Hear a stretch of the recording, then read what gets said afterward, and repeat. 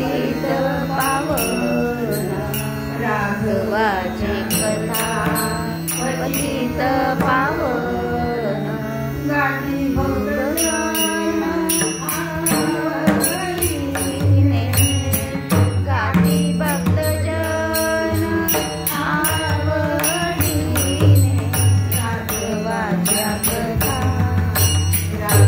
पतित पावन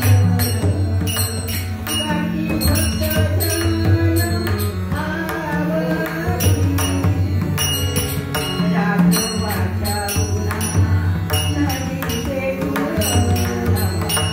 राघवाच्या गुणा नदीचे तुलना राना नाचवला कैलासीचा राना नाचवला राघवाच्या कथा राघवाच्या कथा पतित पावन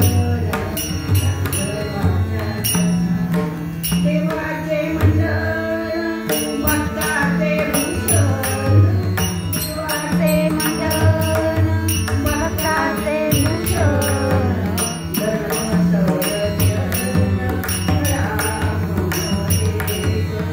धर्म संरक्षण राम एक राघवाच्या कथा पतित पावन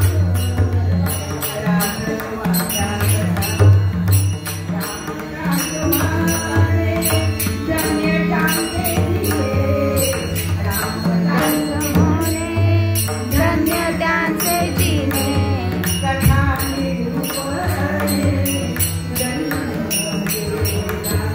कथा निरूपणे जन्म घेता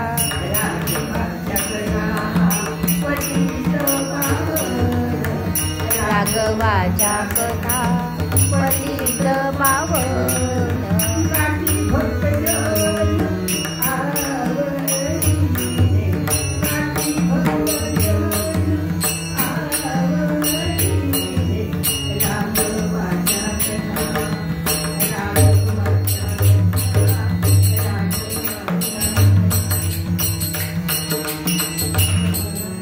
चमत्कारे चित्त हे राम गुणी कुठे कीर्ती प्रीती वाखाणिताची रघुनायका सारखाची नाही प्रिया तो कधी पाहता जगताई जय जय रघुवीर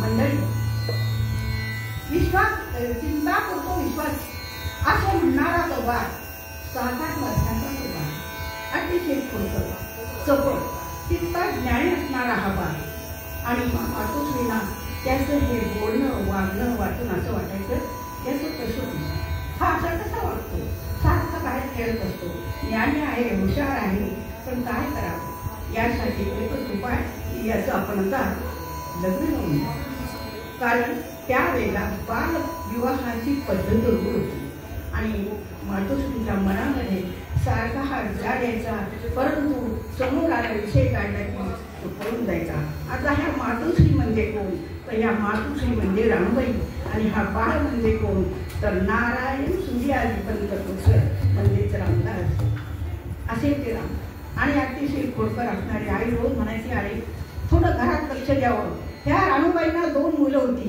एक नारायण आणि थोडं गंगाधर त्यांना लोक श्रीची म्हणायची आणि अरे घरात थोडं लक्ष द्यावं बाहेर सारखं हे करू नाही पण तो काय ऐकायचा नाही सारखा लग्नाचा विषय काढला की टाळाटाळ करायचा एके दिवशी होता 10-11 वर्षाचा हा बाळ झाला पण ऐके ना काय करावं मातोश्री चिंतामुक्त झाल्या आणि आपल्या विचारामध्ये दिवशी असताना अतिशय उद्विग्न झाल्या पण हा बाळ ज्ञानी होता हुशारही होता एके दिवशी दुपारी काहीतरी लिहावं वाचावं चांगलं त्यामुळे काय होतं की मनाचा बुद्धीचा विकास होतो म्हणून ते लिहित बसले होते आणि तेवढ्यामध्ये त्यांनी आतमध्ये घरामध्ये आवाज ऐकलाय जाऊन पाहिलं तर आई अतिशय उद्विग्न होती आणि अति शांत बसली होती काय झालं आई तुला मला सारखं विचारू नकोस नाही वेळेच मी लग्नाचा विषय काढता की टाळाटाळ करतो आणि आईची अगं तिकडे पाहिली पाहिली आणि तो मला आले मी तयार आहे बोगल्यावर चढायला.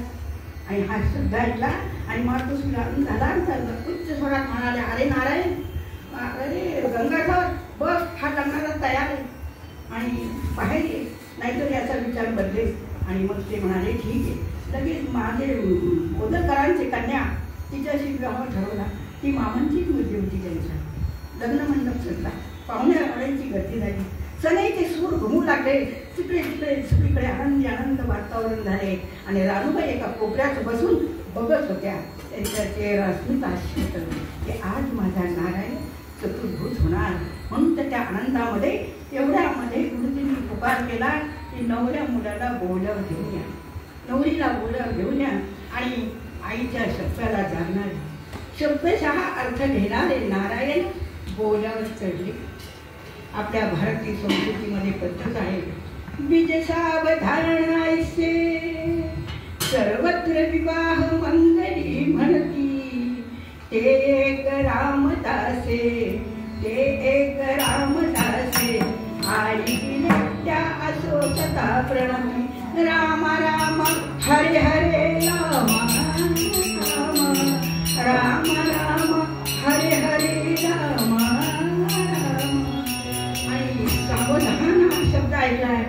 आणि जवळ गुरुजींना विचारलं काय हो, म्हणजे काही नाही, आमचं पाठाच्या पलीकडे दिसते ना की देवी तुझ्या पायात अडत नाही. आणि ऐकलाय हा शब्द, कुणाला कळते न कळते तो भरगत लग्न मंडपातून भडकले, पळाले, वाईच्या वेगानं पळाले, कुणालाही न दिसता पळाले.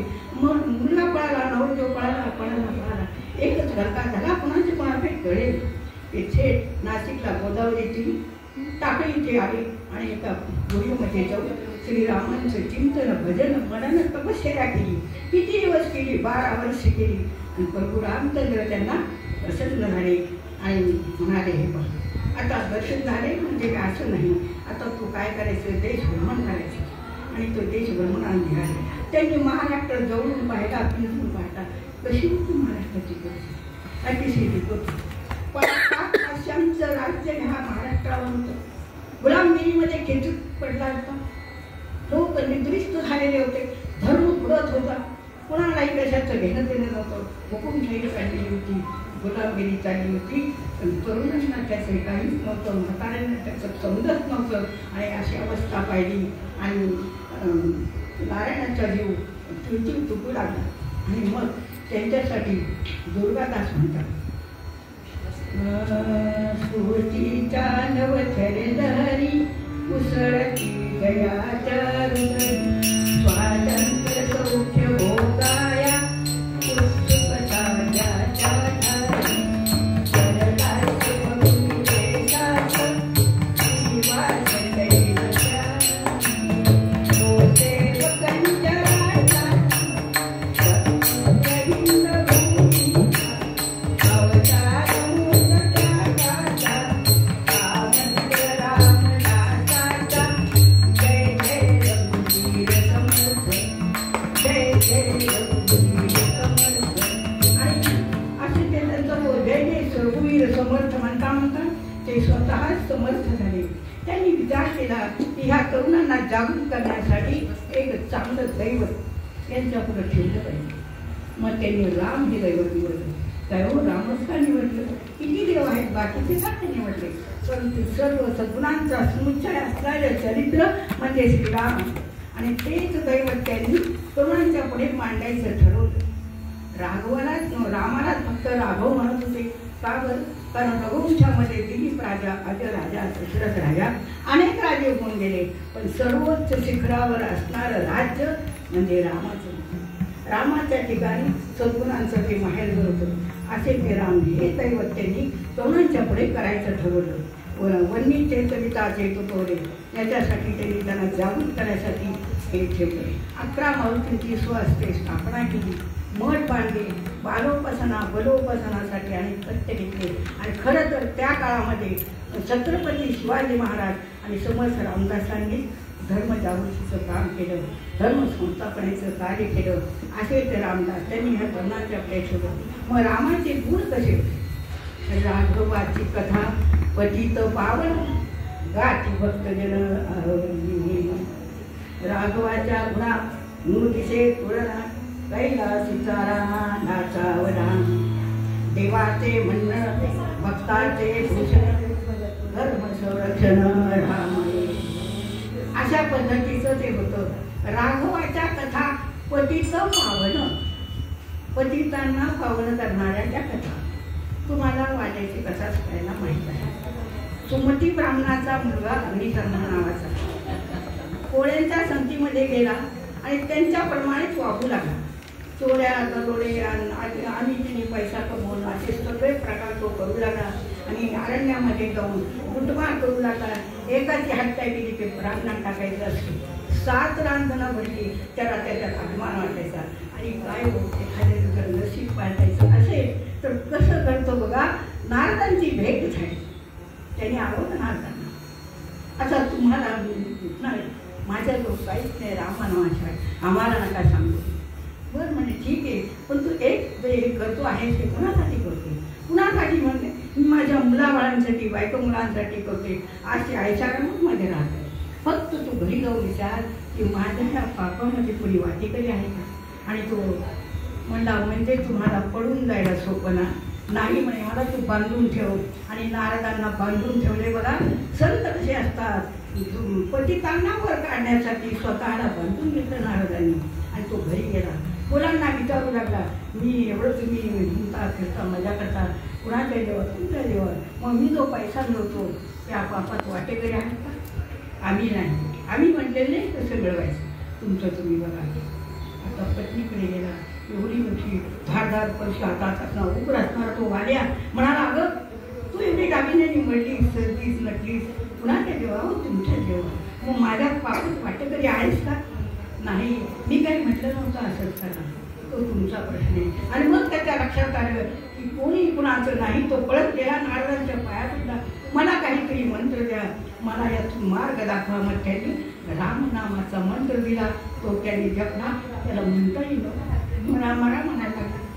मग ते म्हणाले, बघ तू म्हण मरा मरा म्हण, सरकल कर म्हणजे राम राम. आणि मग तो राम राम म्हणू लागला. म्हणता म्हणता त्याच्यात वाळू झालं.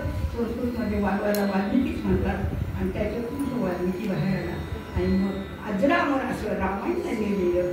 असं हे रामचरित्र आहे. कसं आहे की आदर्श आहे, जीवनाची आचारसंहिता आहे. कसं जगावं हे रामायण शिकवतं. आणि अशा पद्धतीने ते रामायण सुरू झालं. की मग म्हणून काय सांगितलेलं आहे की अशा गोष्टी आहेत की ज्या वेळेला आपण रामायण वाचू त्याच वेळेला आपल्याला कळतं की त्यांनी जगायचं कसं. त्याच्यासाठी जर उदाहरण द्यायचं झालं, एक कसे तरी बुवा आपली कथा सांगण्यासाठी म्हणून निघाले होते. स्टेशनवर गेले, बसले. स्टेशनची पाकडं लागलं, बसले तिथं. तेवढ्यामध्ये एक नवं दाम्पत्य आलं. आणि हो म्हणले, जरा सरका आम्हाला बसू द्या. बसा म्हणले. बसले. आणि एक कथा वाचत होते. आता नवीन लग्न झालेलं जोडपं सारी दुनिया मेरी मुक्ती नाही असे आवाजात असणारच. म्हणजे काय म्हणते, काय नाही म्हणे रामकथा आहे. त्यांनी हा खेळ करून टाकला. खूप ऐकायचं कथे गरीब म्हणून असं नाही. म्हणजे आपल्याला तर अभ्यास करायचा. आणि मग ते निघाले. एवढ्याच गाडी आहे. गाडी अगं सगळी चढली, ही चढली, तेही चढली. आहे म्हणजे महाराज तुम्ही आमच्या डब्यात आले? हो आता म्हणजे आम्ही जागा नाही काय मिळाली. तेवढ्यात गाडी आहे. ती गाडी हो म्हणले महाराज माझी बायको खाली राहिली. ती बायको खाली राहिली. आता काय करू? आता काय ते ह्या वेळेच्या गाड्या नव्हत्या, सगळ्या सुई जाग्यावर. जा म्हणले तू असं असं जा, त्या गाड्या भेट, तो काहीतरी तुला मार्ग दाखव. तो गेला. काहीच काय बिनकाळजी काय करायचं ते केलं. तिला तिथं थांबून ठेवलं. आणि मला झालं बाबा भेटलो मी, आता मला पुढं उतरायचं आहे स्टेशनवर. ठीक आहे. आला स्टेशन उतरायला लागला. थांबला म्हणजे तुम्हाला कसे काय म्हणतो काय वाटतं? मी रामायण हा घेतला. अरे म्हणे प्रभू रामचंद्र ज्या वेळेला वनवासाला निघाले केवटाने त्यांचे पाय धुतले आणि त्यांना नावीत बसायला सांगितलं. पण त्यांनी आधी पाय सीतेचा ठेवला. तुला काय घ्यायचं असेल? ईश्वर घेऊन चालायची बायको घाली तुझी. तू जर हे वाचलं असतं, अनुभवलं असतं तर तुला हे कळलं असतं की कसं वागावं. हे रामायण शिकवतं की तुम्ही कसं वागावं. आणि मग मात्र तो मग खचीत झाला आणि उचलला. कशी होते ना, एक पत्नी एक वाणी एक वचने असणारे आदर्श पुत्र होते, आदर्श मित्र होते, आदर्श बंधू होते. आदर्श नेता होते, आदर्श पती होते, आदर्श सगळ्यात 28 मर्यादा 64 कला त्यांच्याकडे होत्या. असे ते राम होते की त्याच्या वचनासाठी 14 वर्ष वनवास सहन केला. आणि कैकेला जर सुख वाटतंय ना, मी वनात जातोय तर मग मी नक्की जाईल. दुसऱ्याच्या सुखाचं सुख कसं मानायचं हे त्यांना माहीत होतं. अशा पद्धतीने त्यांनी जीवन जगलं. म्हणून त्यांना लक्ष्मण म्हणतात त्यांना की काही म्हणा, हे जे दुःख आहे ना तरी आपल्याला कोणी दिले, आपल्याला कैकेयी सुखस्य दुःखस्य नको दाता परो ददाति तिको बुद्धिरेषा अहम करोमि तुल्पाभिमान स्वकर्मसूत्रे गर्भित. कुणी कुणाला सुख देत नाही, कुणी कुणाला दुःख देत नाही. की त्याच्या कर्माचं फळ जसं सुख तसं ते म्हणतो. मला सुद्धा हा उन्माद माझ्या काहीतरी कर्मामुळे घडलाय असं ते म्हणाले. म्हणून ती म्हणाली की हो हो कैकेच वाईट आहे, कुणी वाईट नसतं, हे त्याच्या कर्माप्रमाणे करत असतं. अशा पद्धतीने त्यांनी सांगितलं आणि मग ते निघाले. हे आदर्श बंधू होते.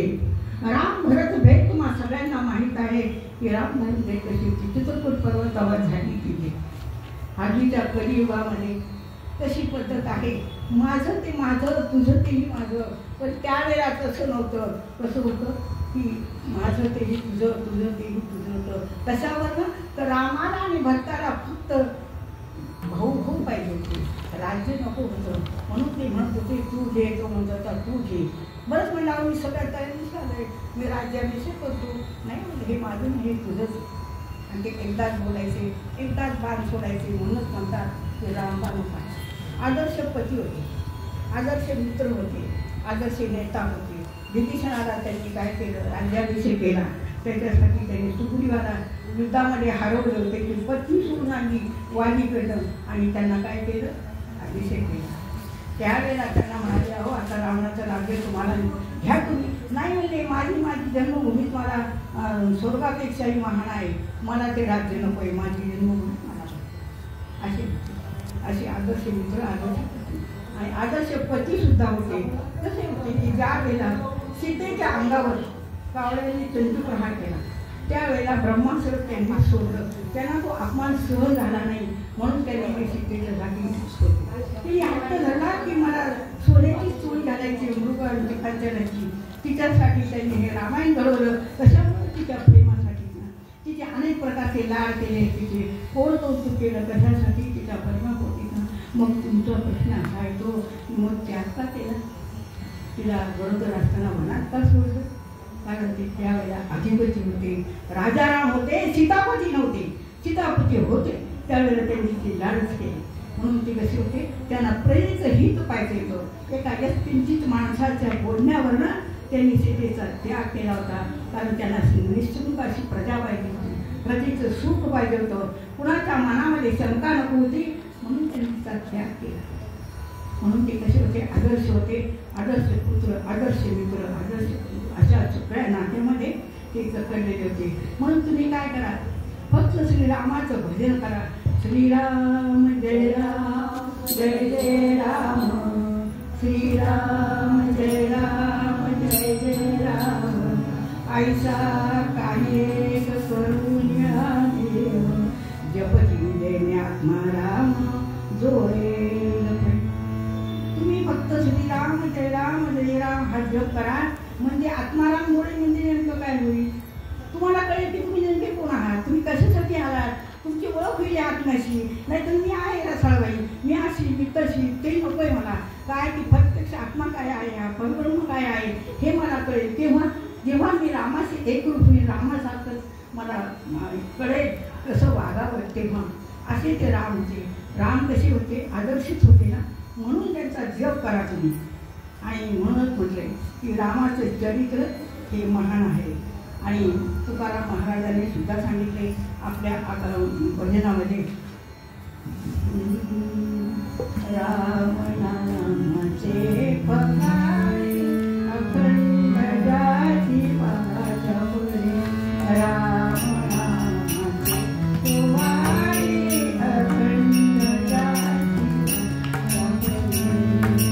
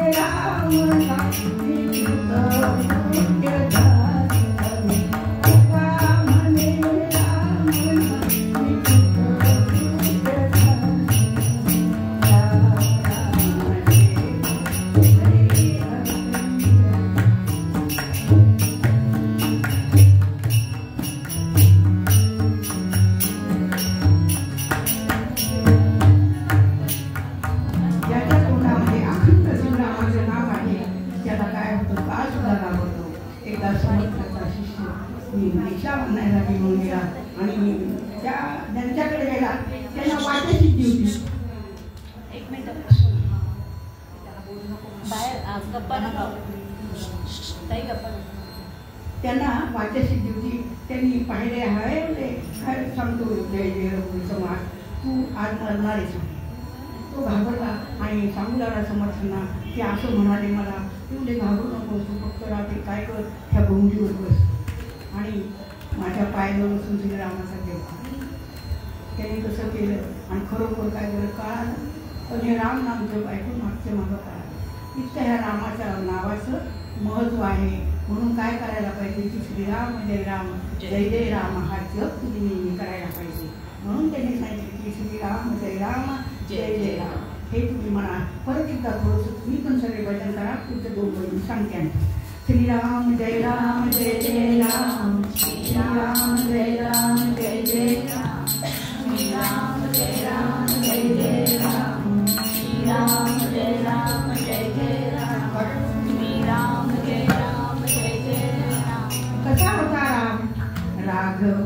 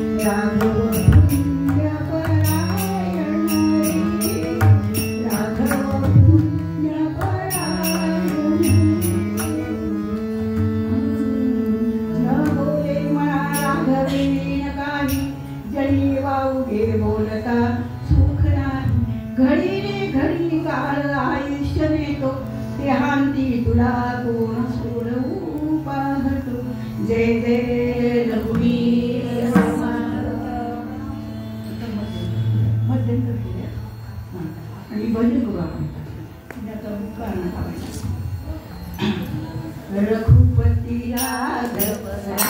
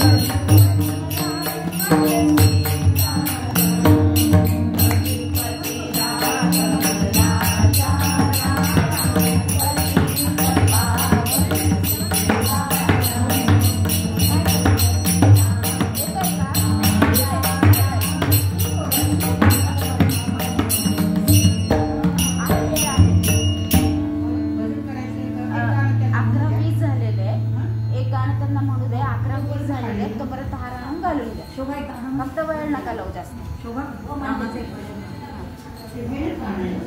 गेलं गाण्याला मगाशीच त्याला सांगितलं तुम्ही मी म्हणतो शेजारी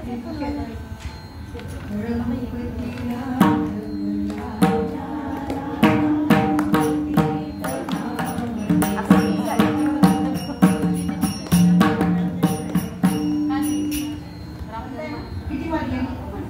11:20 झाले.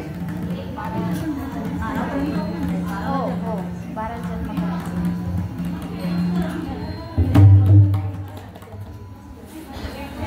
काय पाहिजे माहिती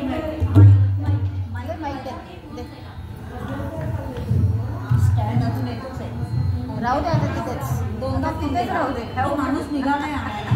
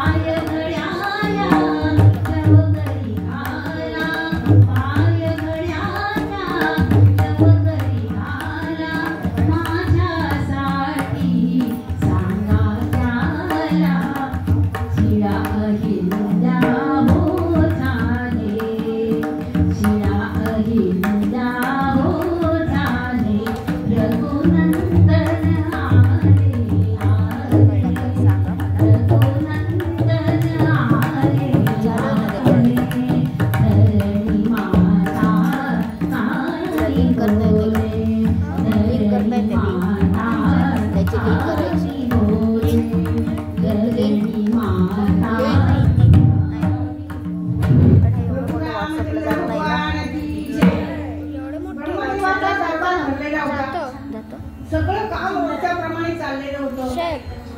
शांत राहा सगळेजण, थोडंसं शांत राहा बरं का. गडबड करू नका. मी 1-2 मिनिटं मी सांगते. 1 मिनिट हा. बाहेर त्यांना प्लीज थोडं सांग. ब्रह्मदेवाचा दरबार भरलेला होता. सगळीकडे कामकाज चालू होतं. तेवढ्यामध्ये एक स्त्री आली आणि द्वारपालाने सांगितलं की देवा तुमच्याकडे कुठे स्त्री आली आहे. ब्रह्मदेव उठून उभे राहिले. पाहिले एक स्त्री आली होती अतिशय दुःखी कट्टी असणारी.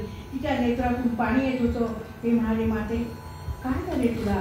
आणि मग ती सांगू लागली गोपाने भूमी ब्रह्म्यापाशी जाय. गोपाने भूमी ब्रह्म्यापाशी जाय. नेत्रीवाहे तोर सांगत असे. नेत्रीवाहे तोर सांगत असे. विठ्ठलाचे त्रास मुली जरा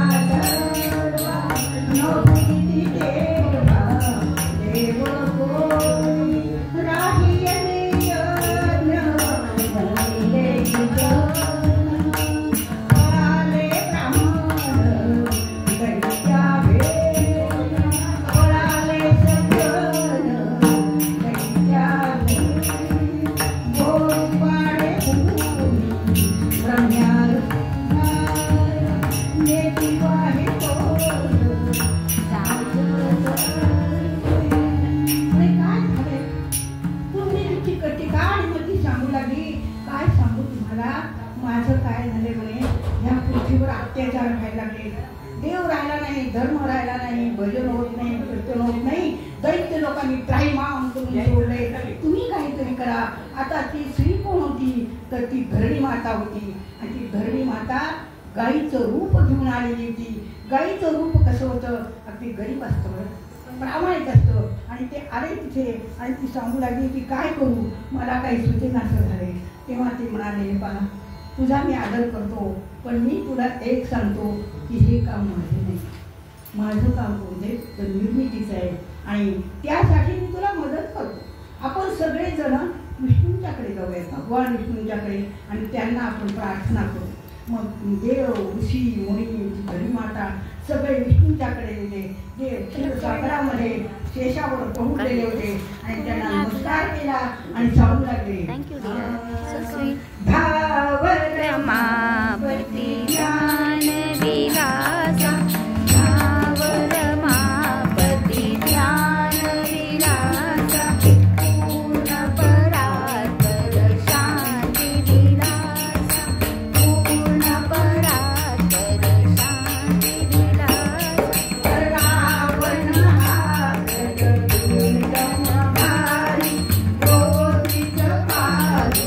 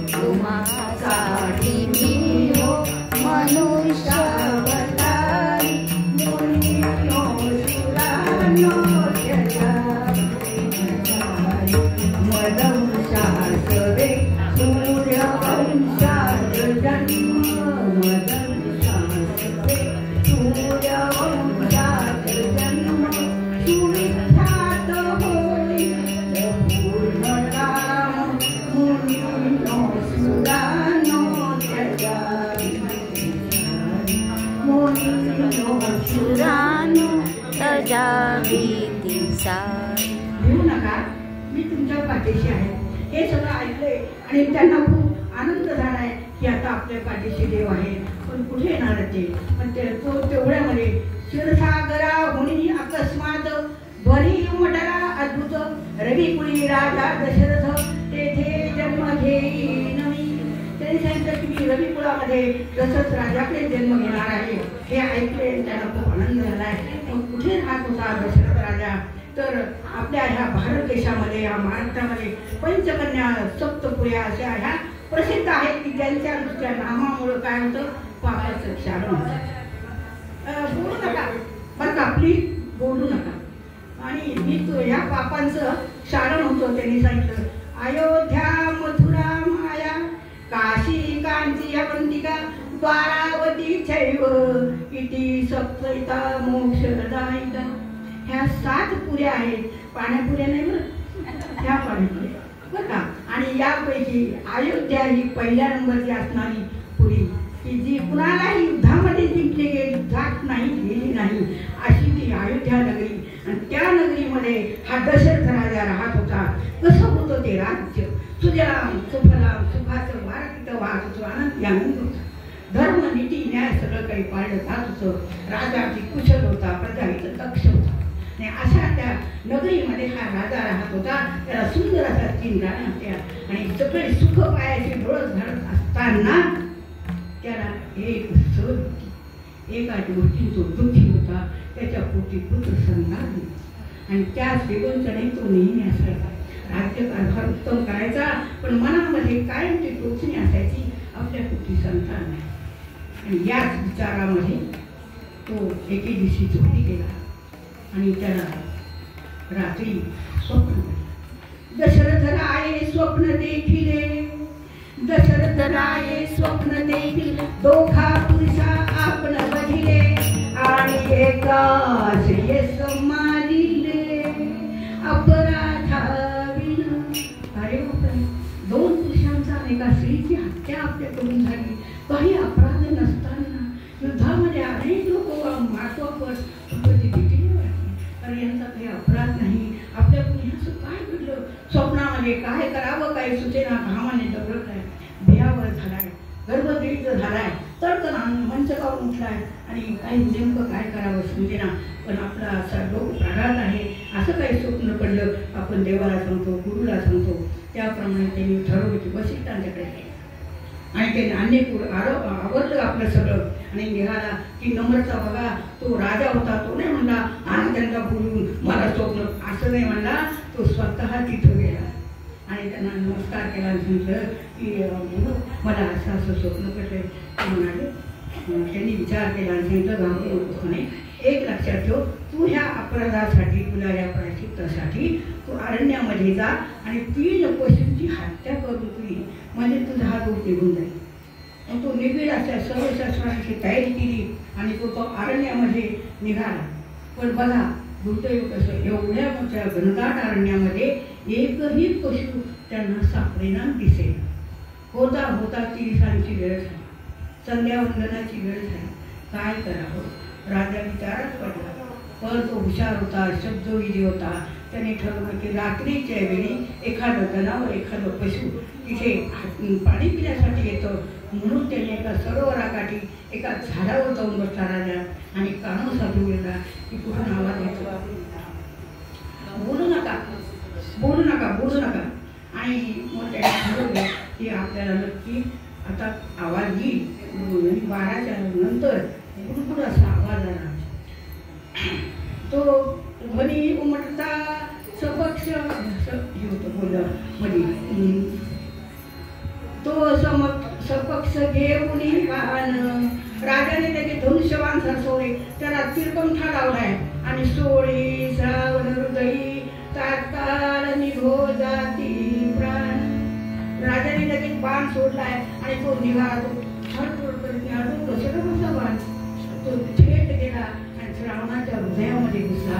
श्रावण बाण खाली पडलाय आणि अरे अरे अरे, हा तर माणसाचा आवाज. त्याच्याबरोबर आवाज आला, आई ग, हा तर माणसाचा आवाज आहे, हा श्वापदाचा आवाज नाहीये. म्हणून राजा घाबरला, झाडाला उडी मारली आणि पळत सुटला, त्या दिशेने गेला.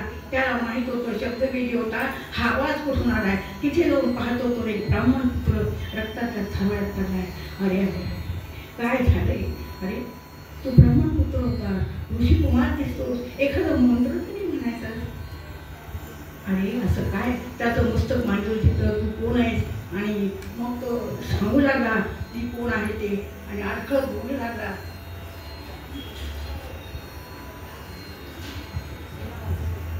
शर आला तो दाऊरी आला, श्रावण बाळ. शर आला तो दाऊरी आला,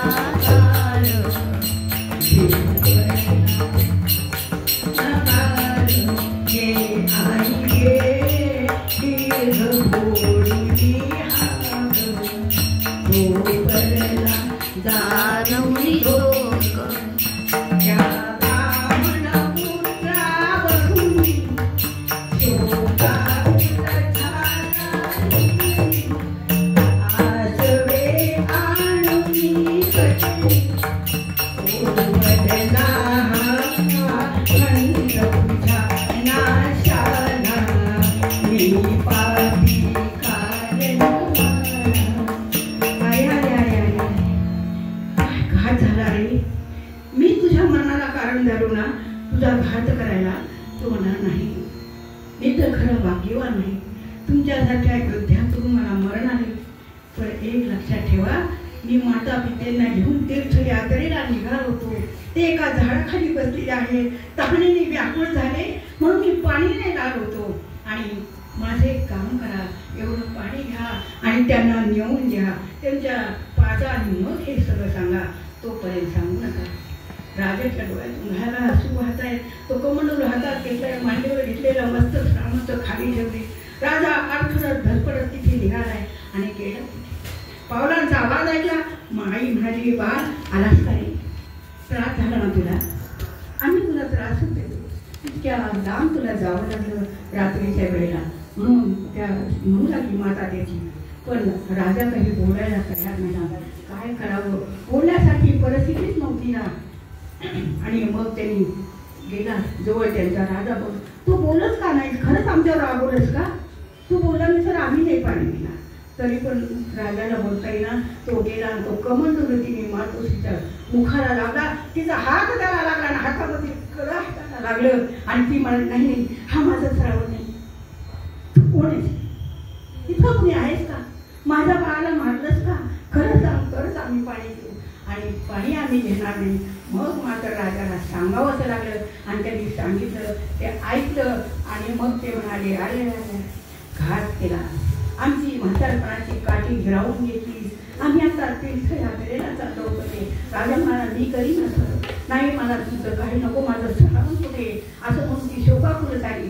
आणि मग म्हणू लागली, एक मिनिट, प्राणांत समयी शापिती त्या नरेशा, पुत्र पुत्र म्हणता तू मरशील आईशा. त्यांनी अगदी कळवळून त्यांना शाप दिला की तू काय करशील? पुत्र पुत्र म्हणून मरशील असा त्यांनी शाप दिला त्या दोघांनी.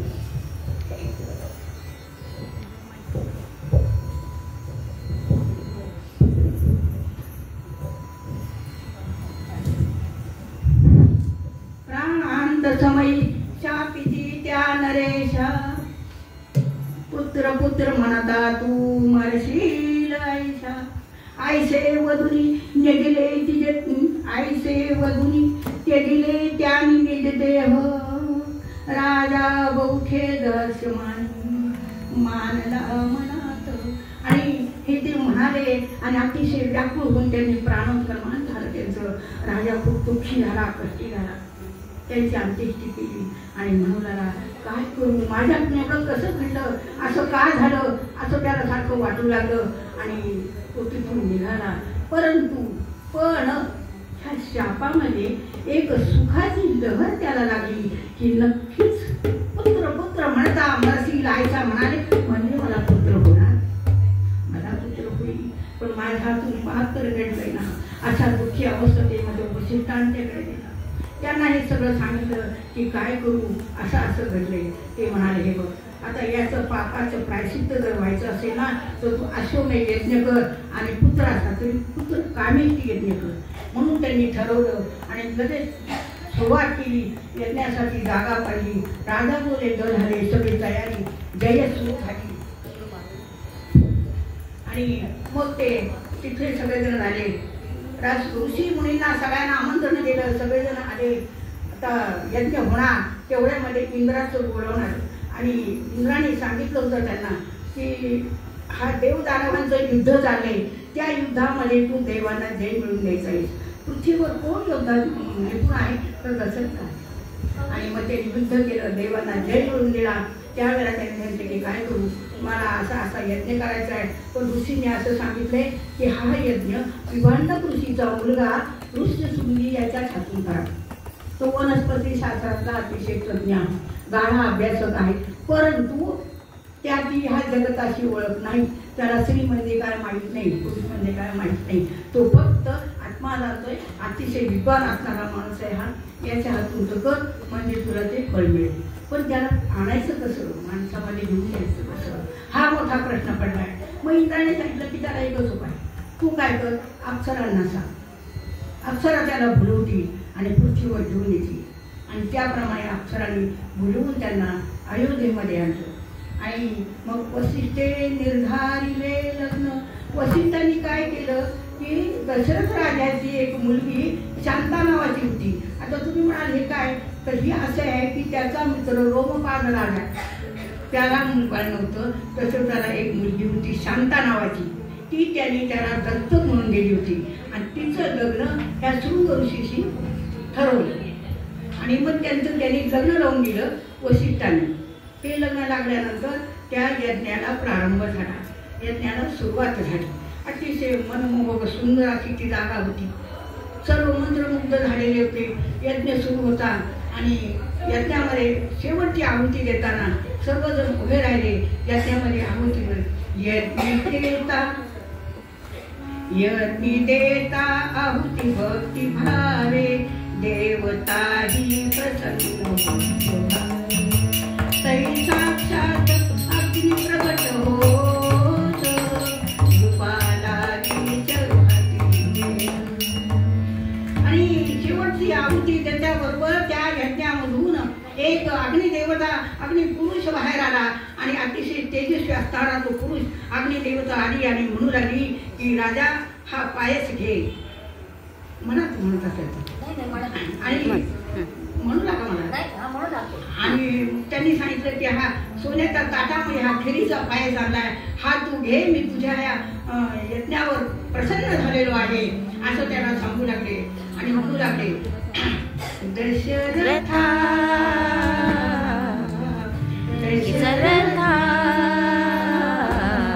घे पायसदा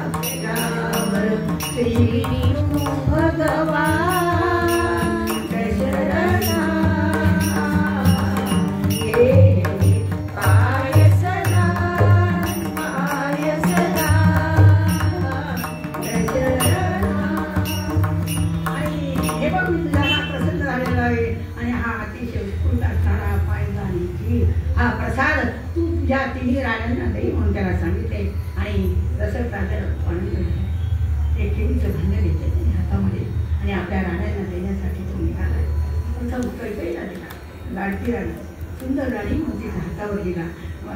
कैकेयीला न देता त्यांनी आधी कौशल्याला दिला, सुमित्रेला दिला आणि मग कैकेयीकडे गेला. पण कैकेयी घ्यायला तयार नाही. ती नुसती मी एवढी लाडकी असून मला दिला नाही आणि आधी त्यांना दिला असा ती अनुमान करू लागली. तितक्यामध्ये काय झालं, अकस्मात आली एक घारी, हे होऊन पिंड झडपी झडकरी, हे होऊन जायचा काळ. तिच्या हातातला प्रसाद गाडीने पळवला, तिला प्रसाद नाही राहिला. मग आता काय करायचं. मग आता ही घाट कोण होती नव्हती, तर ही घाट स्वर्गामधली सुवर्चा नावाची अप्सरा होती. तिला ब्रह्मदेवाने शाप दिलेला होता, कारण ती नृत्य करताना चुकली होती. त्याने सांगितलं होतं की तू घाट मिळशील आणि ज्यावेळेला हा यज्ञ होईल तो प्रसाद तुला मिळेल, त्यावेळेला तू मुक्त होशील. मग तिने तो तुळशी दादांची निघाली. इकडं पर्वतावर अंजनी माता ओंजळ करून बसलेल्या होत्या, त्यांच्या हातात तो पडला. तिने तो प्राशन केला आणि हनुमंताचा जन्म झाला. अशा पद्धतीनं ती घाडीचं होतं ते माहिती. आणि मग त्या घाडी राहिला, आता प्रसाद नाही राहिला. मग बाकीच्या राण्यांनी तिला सुमित्रेने कौशल्यी थोडा थोडा भाग दिला. यज्ञाचं सांगाता झाली, जिकडं तिकडं केले. हळूहळू त्या प्रसादाचा परिणाम दिसू लागला. तिन्ही राण्या भरपूर राहिल्या. आनंदी आनंद झाला, प्रजा सुखी झाली, राजा आनंदित होऊ लागला. दान धर्म करू लागला की आता चांगलंच काही होणार आहे, प्रजा सुखीच होणार आहे, या राज्याला बराच वारस येणार आहे. आणि योग्य वेळ पाहून कौशल्या माता किती वाजले, 11:15. खूप वेळ झाला. तुम्ही म्हणा काय मध्ये आहे मी मिळून 10 मिनिटात आपण जेवण करू आणि मग तो सिनेमाचे कुत्रे वगैरे सांगू मग पाळणा वगैरे आहे ते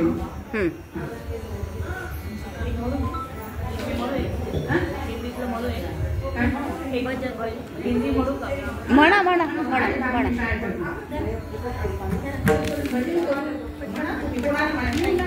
मावशी तुम्ही म्हणताय का हां आई मावशी म्हणतात म्हणा म्हणा माईक बघू